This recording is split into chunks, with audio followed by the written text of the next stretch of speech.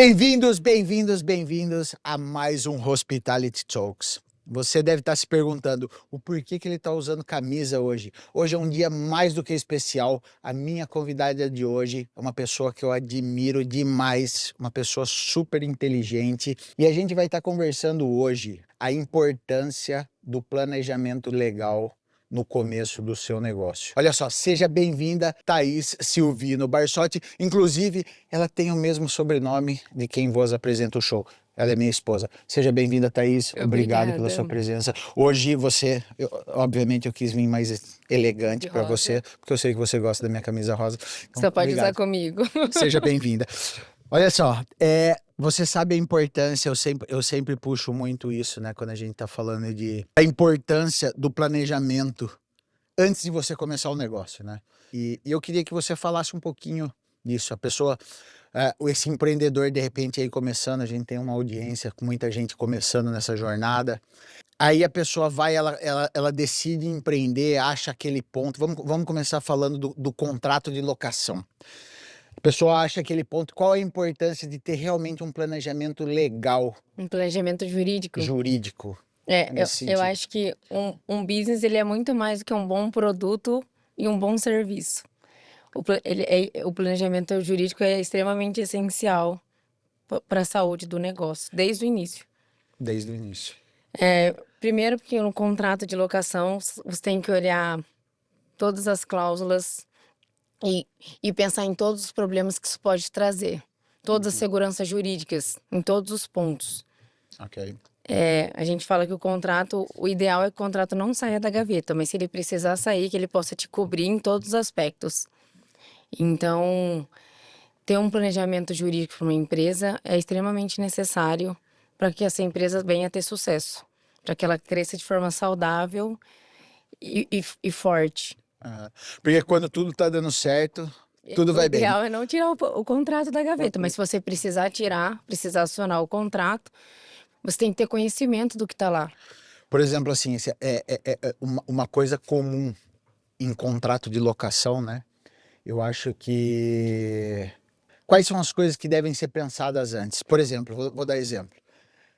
Você tem um negócio que, de repente, o seu negócio está no piso térreo e não sei, é um prédio em cima, por exemplo, né? O que tem que ser pensado num caso desse, por exemplo? Assim, ó, num jurídico total, quando você vai abrir uma empresa, eu acho que já colocar como custo, assim como você vai colocar reforma, contratação, é análise jurídica. Análise jurídica. Num contrato de locação, você tem que olhar todos os aspectos. Pensar desde um possível vazamento, numa interrupção, num seguro, num prazo, numa suspensão de um pagamento do aluguel. Então, é um contrato que vai ter numa incorporação de uma benfeitoria ou não. Incorporação de uma benfeitoria. Eu fiz uma benfeitoria e gastei muito aqui. Como que vai ficar isso? De repente pegar um prédio cru, e você vai gastar muito dinheiro lá. Então, seria ideal que você achasse um lugar que você pudesse pelo menos abater uma porcentagem desse gasto. Então, que pode ser, de repente, uma prática que a gente tem muito comum aqui em Londres. De repente pode ser um aluguel, uma carência, né? O que a gente chama do Brasil. Exatamente, uma de repente, compensação. Uma compensação por estar investindo um dinheiro. Exatamente. E você busca uma compensação. Porque isso pode acabar sendo um grande erro não um erro, mas quem sabe uma falta de experiência ali de quem está começando, em achar que você simplesmente teve só a sorte de achar aquele local. Mas você tem que pensar nisso, porque às vezes você está colocando ali sua economia, o seu trabalho, o seu sonho. Sua família. E sim, você está investindo um dinheiro e é interessante você pegar uma carência para que você tenha o tempo de respirar e começar um negócio, né? Então, essa é a importância de você ter uma análise jurídica. Esse é o primeiro ponto, né? Que muita gente faz, ou todo mundo pelo menos já fez. Não assine um contrato sem ler. Na minha casa, você sabe muito bem disso, eu não deixo você assinar nada sem ler. Sem ler. Então, esse já é um ponto que, principalmente o brasileiro, ele tem o hábito de assinar, vai lá, vou comprar qualquer coisa, vou na Vivo, ele assina e ali tem muita coisa. Uhum. E o contrato de locação não é diferente. Você tem que ter conhecimento daquilo, você tem pelo menos ler, não são termos tão difíceis que você não vai entender. Ter um acompanhamento jurídico, mas você ter uma breve, uma ciência do que você está assinando, do que você está fazendo, até onde você pode ir, o que você tem direito, o que você não tem. Você concorda comigo que é muito mais fácil você negociar e conseguir barganhar, baixar o preço na negociação do que depois? Sim, Depois sem que dúvida. você já entrou, você Depois já que você já gastou, que assinou. você já tá lá, a dificuldade é muito maior. Então, é extremamente necessário. Olha só a importância disso, hein? Olha só a importância disso. A sua força de barganha, ela é muito maior antes de assinar. Com certeza. Essa eu acho que é uma grande dica aqui que a doutora deixa pra gente. E não se esqueça. É muito interessante isso, né? Porque uma outra coisa comum, assim, que eu acho que é interessante, pouca gente pensa. E talvez se é uma coisa que fuja até da mão do operador do restaurante ou do dono do prédio, mas talvez a prefeitura vá ali e feche a rua. É uma coisa para estar pensada no contrato de... E que envolve outras coisas, né? Envolve o município, que daí é um outro, é além. O Uhum, contrato, ele é feito à vontade de duas partes. Mas sim. aí a gente está envolvendo, seria um terceiro, uma força maior. Depende do motivo, né? A prefeitura, ela tem o direito de fechar, então depende. Acho que você não tem que colocar essa parte. Da prefeitura que não Essa é tem uma nada a ver, coisa que tá? de repente não. Mas e talvez a ideia de tudo isso é claro, é dar a dica para quem está assistindo Assim, e ó, está começando. Uma outra coisa que de repente eu traria aqui e queria te perguntar se você acha interessante em estar no contrato, né? A gente falou de repente, teve um problema no prédio que afetou o seu negócio, você teve que fechar. Essa é uma parte que é importante. Se você fizer benfeitoria no local, de repente buscar uma carência. e de repente você colocar que eu possa haver uma possível negociação numa benfeitoria, mas geralmente os contratos vedam isso. Você vai ter que primeiro ter uma negociação diretamente com o landlord, com o senhorio, com o locador. Mas vários aspectos. Uma proteção em caso de um dano, principalmente se você falou que está num subsolo. Um dano acima, um dano que não é seu, que te Uhum. causou um prejuízo.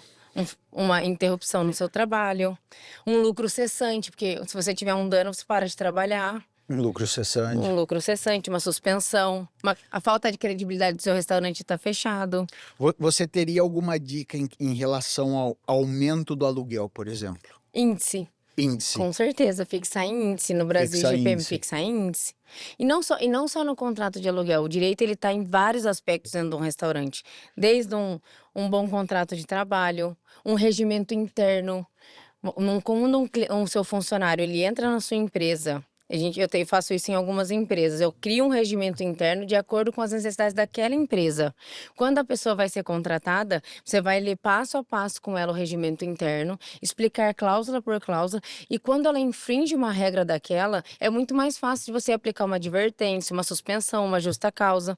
E é muito mais difícil de você reverter uma justa causa, por exemplo, quando você tem um documento assinado que a pessoa tinha ciência que não podia Ciência. fazer aquilo. Então obviamente, assim, o planejamento jurídico, aí ela já vem para a parte trabalhista, né, que a gente está falando, que é E são muitos, importantíssimo. o jurídico dentro de uma empresa, ele é um leque, a proteção da marca, o direito de propriedade, né, intelectual. Então, você cria um bom produto. Se você não registrar, não adianta. Então, Uhum. aí a gente está falando do jurídico forte dentro você criou um grande prato. Se você não registrar, ele não é seu. Direito do consumidor. Aí a gente entra para a parte de seguro, intoxicação alimentar, o próprio seguro de incêndio, seguro do imóvel. Então, são muitos aspectos que tem que ter o jurídico. Então, assim, ó, eu acredito que ter um jurídico forte na abertura de uma empresa é tão importante quanto ter um ponto, a geografia do ponto ideal, o produto ideal. Assim, uma outra coisa, aqui, principalmente aqui na Inglaterra, né, a gente está muito acostumado que cada, cada advogado ele cuida de uma área, são especializados em áreas diferentes, né? Então essa sim é uma dica, eu acho que para quem está começando lá, quando você for fazer um contrato, acha alguém que é especializado em contrato. Não pegue de repente alguém que te indica um advogado que de repente fez o divórcio lá do seu primo. E não tem nada de errado com isso, mas de repente ele é especializado em direito de família, não em direito de contrato de propriedade ou de outras coisas. Então é sempre importante Pegar um especializado. pegar alguém que é especializado. Tô certo em pensar assim? Até porque a gente estava falando dos funcionários. O IPI, por exemplo. Uhum. Você, dentro da sua cozinha, você é obrigado a fornecer IPI, correto? Só que não basta só fornecer, você precisa provar a fiscalização do IPI. Então, assim, ó, um advogado que não é especialista em direito de trabalho, em segurança do trabalho, não vai te passar essa informação.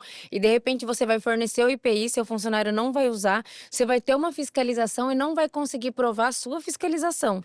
E o dano do IPI vai cair sobre você. Ok. Então, são Não informações... basta só fornecer. fornecer o IPI, e tem que existir um treinamento, E tem uma que existir uma fiscalização, uma fiscalização. habitualidade. Você tem que provar que com habitualidade você está fiscalizando que o seu trabalhador está usando IPI ou não. Uma ficha técnica ele vai assinar. No dia tal você foi fiscalizado, assina aqui. No dia tal você foi fiscalizado. Para você, se amanhã acontecer algum acidente de trabalho, você tem como provar que aquele funcionário recebeu o IPI naquela numeração, com aquela validade e que ele era fiscalizado com habitualidade. Regularmente e tal. Exatamente. Ok, interessante. Quando a gente vem para pensando lá desse começo, né? A gente começa no contrato da propriedade, né? Depois a gente começa com o contrato de um seguro, por exemplo. Ok? Qual é a importância do seguro? Eu queria ir passo a passo com você até a gente chegar lá nesse final da esteira. Qual é a importância do contrato do seguro O no contrato negócio da gastronomia? extremamente importante. Extremamente. Para todos os lados. O seguro ele é importante, só que o seguro eu acho que ele ainda é um pouco mais delicado, porque você tem que tomar cuidado na contratação. Do seguro. Porque a contratação do seguro ela é tão minuciosa que, vamos supor, se você coloca, quando você vai contratar um seguro, se você coloca assim, ó, você tem algum processo? Não. Só que às vezes você nem tem conhecimento que você tem e lá na frente você tem um problema no seu restaurante, você precisa acionar o seguro. Essa informação que você não colocou aqui, mesmo sem conhecimento, vai atrapalhar para você conseguir acionar essa pólice. Ok. E como evitar isso? Com um corpo jurídico. Com um corpo jurídico adequado, lendo com muita calma, prestando atenção nas informações. E fazendo as perguntas certas. Conferindo todas as informações. Fazendo as perguntas certas pro seguro antes de contratar esse Exatamente. seguro. Nunca omitindo nenhuma informação, nunca omitir nenhuma informação, trabalhar com a sua realidade, porque não adianta. O seguro ele é especialista, ele tem peritos para achar motivos para não pagar. Para não pagar. Esse é o trabalho da seguradora. Exatamente. A seguradora, ela simula que é uma proteção, mas no fundo você paga quando você precisa. Ela trabalha, o forte da seguradora são Achar um peritos em problema. achar problemas para não que você não consiga acionar seu prêmio. Uhum. Então, essa é uma coisa importantíssima Exatamente. a se checar e olhar. Aí a gente vem para a terceira fase, eu acho que do empreendedor ali abrindo um negócio do restaurante, que a gente vem para achar os fornecedores. Extremamente importante também. Vamos lá. Que aí Qual é entra a dica? entra a barganha, cotação, poder de compra. E é muito importante também você estar com tudo escrito sempre. Sempre. Sempre um contratinho básico salva muito. Né? Hoje em dia salva muito. Nem que for... se não der para fazer um contrato, um e-mail, olha, conforme conversamos, o valor vai ser tanto, são isso ou isso. Isso ajuda muito.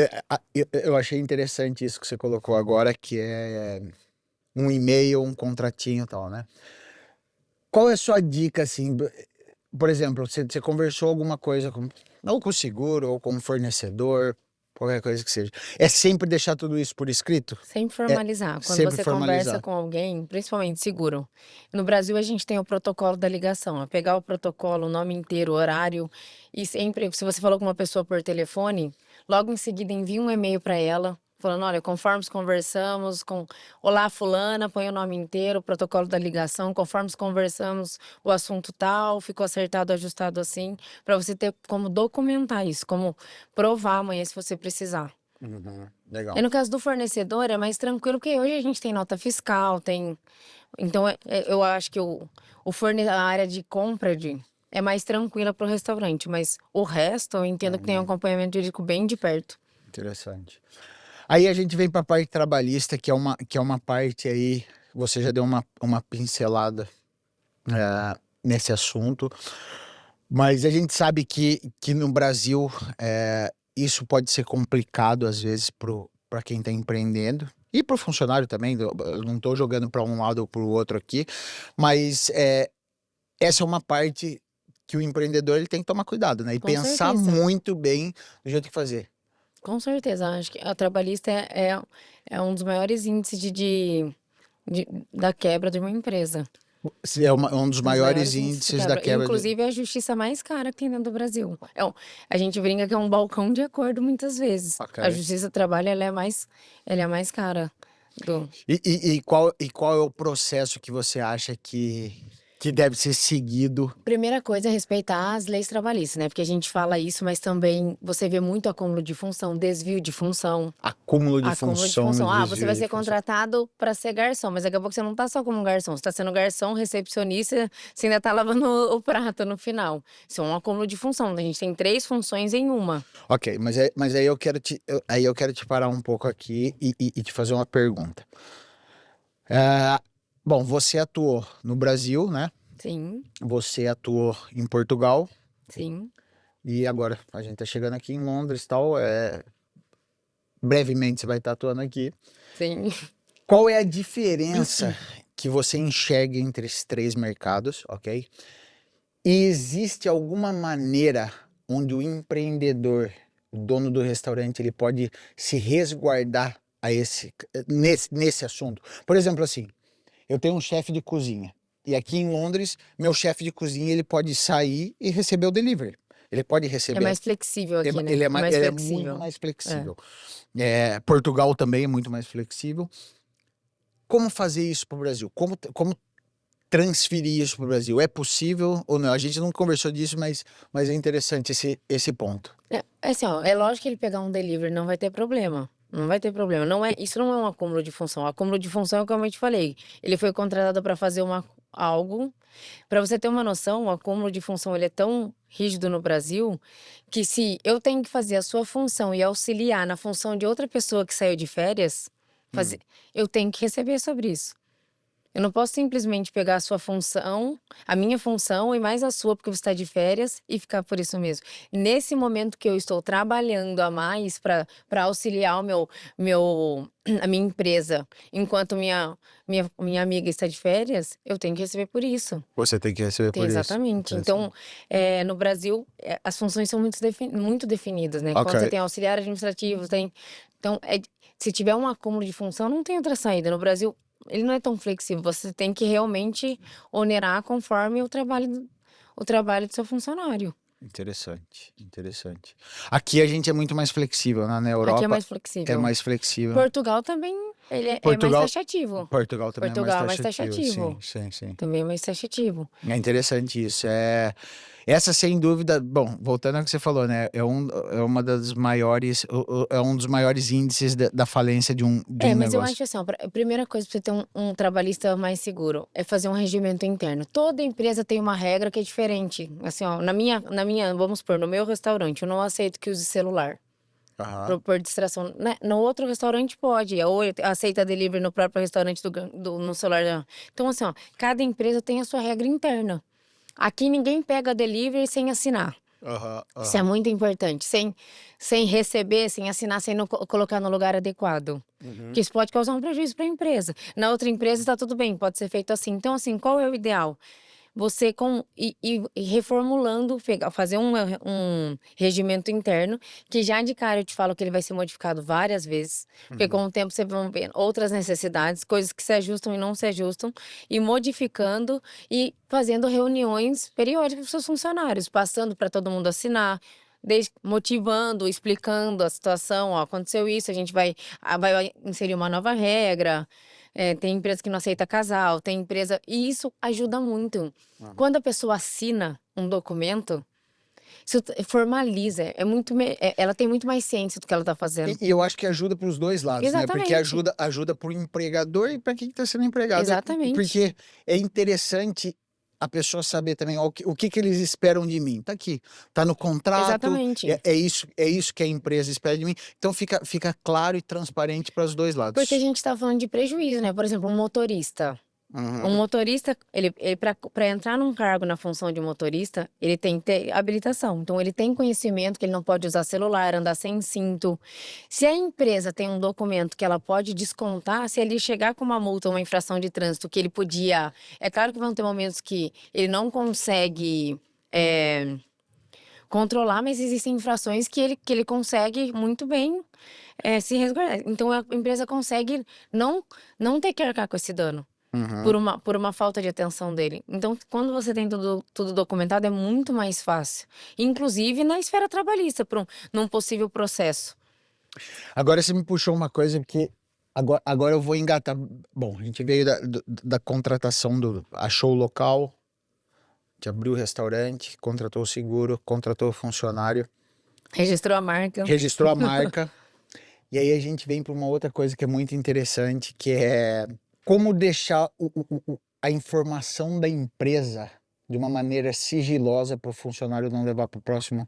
E essa é uma coisa Com importantíssima, certeza. Isso tem correto, que ter em Rosana? todo contrato de trabalho. Todo contrato de trabalho. No, Então, por exemplo, você tem sigilo profissional. sigilo profissional. Exatamente. O que acontece ali no Dentro seu da restaurante, empresa, números, coisas assim. exatamente. Isso é interessante. Sistemas, não só isso.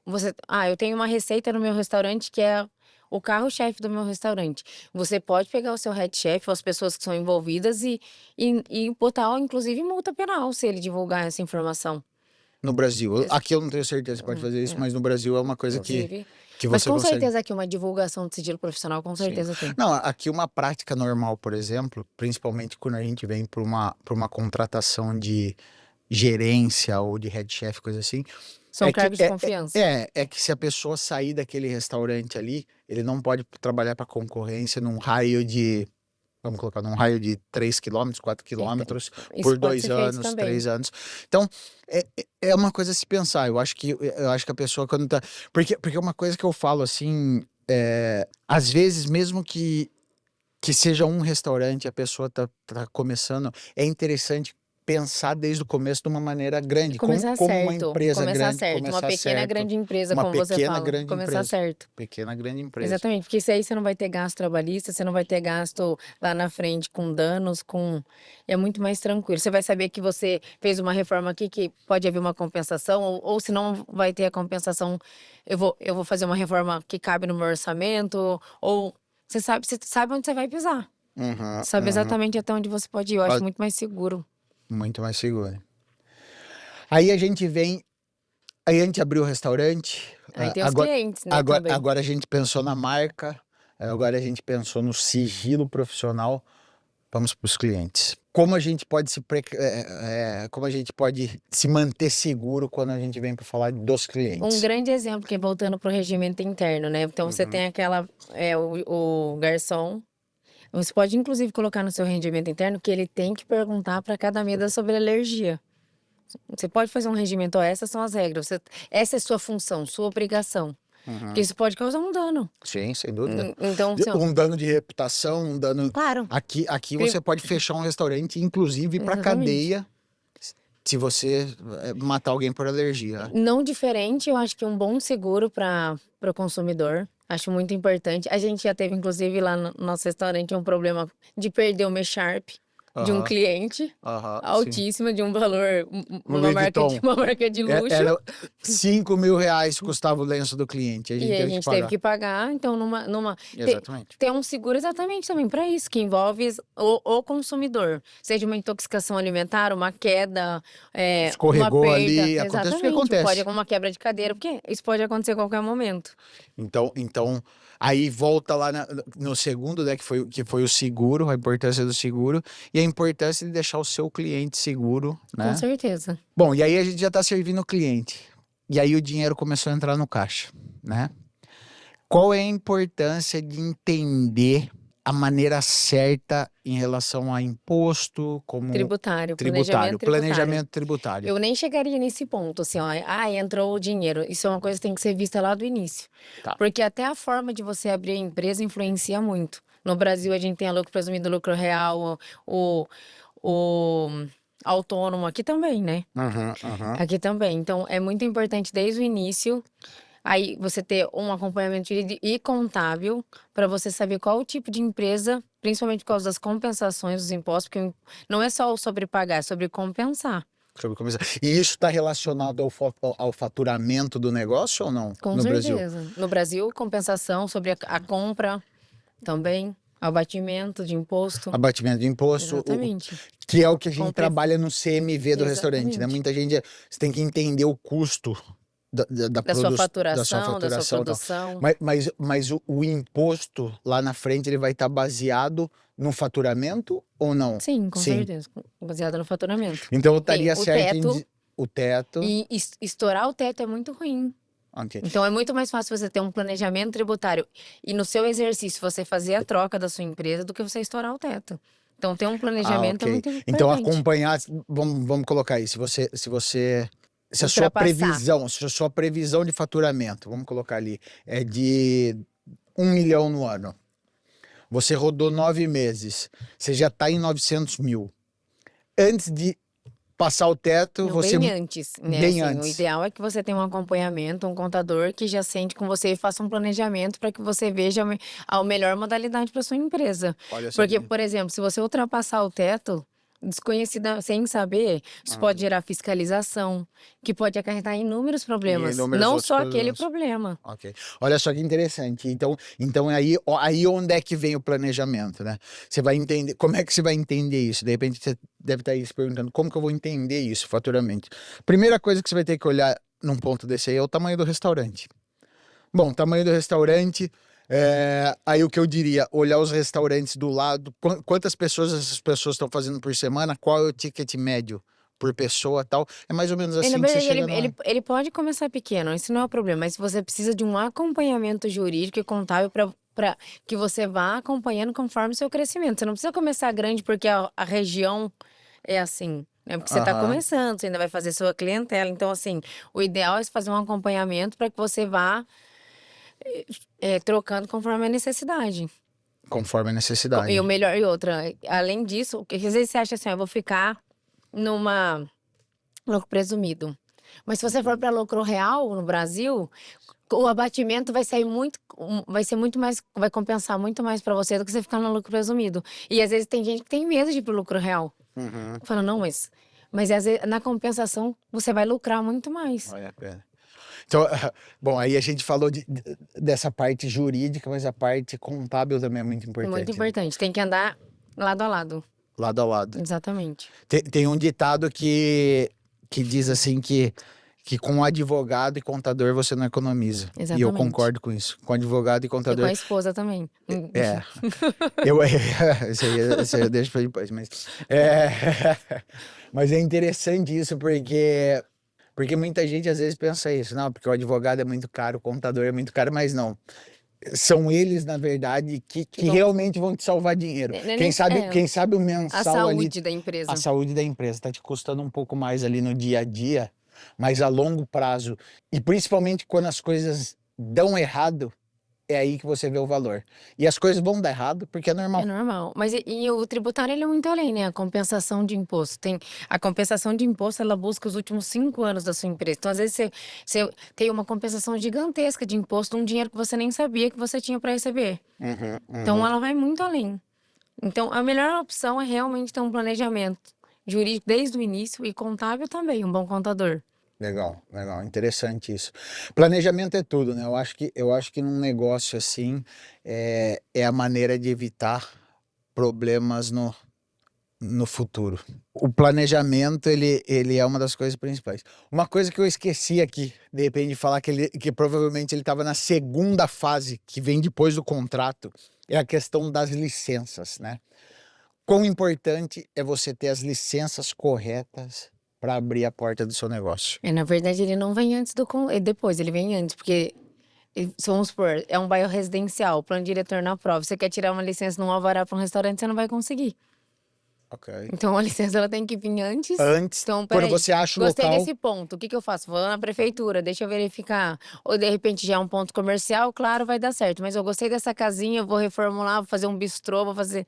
Eu estaria certo em pensar que alguém, por exemplo, assim, alguém que está começando é sempre melhor achar um lugar que já foi um restaurante. Claro, Isso facilita claro. muito. Mas aí tem várias licenças, né? Licença de som, licença ao próprio alvará. Isso é muito importante, muito. Então, isso é importante para antes da abertura. Legal. Né? Saber até que horário eu posso ficar aberto, o som, a gente sabe disso. Então eu vou dar uma festa até um pouco mais tarde. É ter conhecimento que se você tem que ir lá tirar uma licença prévia para aquele dia específico, para aquele momento, né? Porque o som é atípico. Mas é tão importante e ele tem que vir antes do seu contrato de Do locação. contrato. Porque, como eu te falei, não é em todo lugar que você pode pôr um estabelecimento comercial. Não é simplesmente gostei desse imóvel, vou colocar um estabelecimento aqui. Primeiro você tem que ver se a prefeitura aprova, se ele pode, se o alvará vai ser permitido, bombeiro, Interessante. tudo isso. Bom, muito legal. Obrigada. Obrigado por ter comparecido aqui no Hospitality Talks. Já venho te convidando há um bom tempo. Demorou para você. Muito ocupada. É. Mas o papo foi muito bom. E eu acho que é isso aí, ó. Para você que está pensando em abrir um negócio, planejamento é tudo. Não entenda isso como uma coisa secundária. É muito importante. É muito importante. É como a Thaís falou aqui, contrato é feito.